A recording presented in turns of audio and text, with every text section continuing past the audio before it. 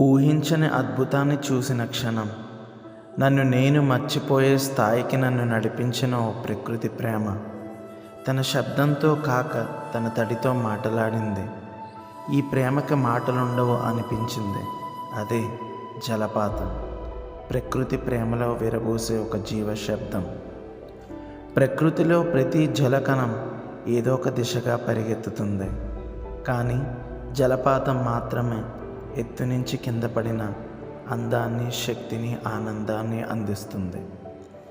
పర్వతాలపై నుంచి క్రిందికి ప్రవహించే నీటిధార, దాని గర్జన, చుట్టూ చిమ్మే నీటి చినుకులు, ఇవన్నీ మన మనసును ఆనందంతో నింపుతాయి. ఆ ప్రవాహం తెల్లటి నీలం నీటి తుఫానులాగా, అలానే మృదువైన పాటలా అనిపిస్తుంది. దాని చినుకులు మన ముఖాన్ని తాకినప్పుడు మన మనసు ఓ చిన్న పిల్లాడిలా ఆడుకుంటుంది. అంత అందంగా ఉంటుంది, అంత స్వేచ్ఛగా ఉంటుంది. జలపాతం అందం అంటే కళ్ళకే కాకుండా హృదయానికి ఒక పండుగ.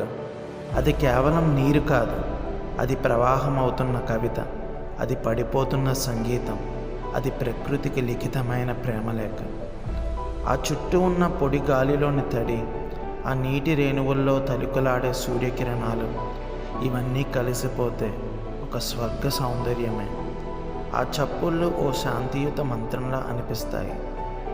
ఏ నైసర్గిక దృశ్యం మన భావోద్వేగాలకు ఇంత దగ్గరగా ఉండలేదని అనిపిస్తుంది.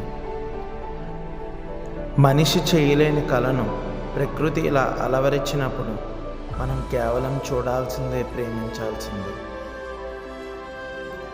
ప్రతి చినుకు ఒక సుదీర్ఘ ప్రయాణం చేసిన జీవితం లాంటి అనుభూతి. ఆ తడి గాలిలో ఓ తల్లిని చూసిన భావన, ఓ ప్రేమించిన వ్యక్తిని తాకిన అనుభూతి.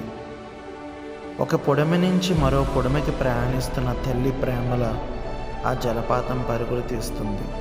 ఆ చినుకులో దేవుని స్పర్శ ఉంది. మన మనసు ఎప్పుడైనా అలసిపోయినప్పుడు, ఆశ కోల్పోయినప్పుడు ఈ జలపాతాన్ని చూడాలి.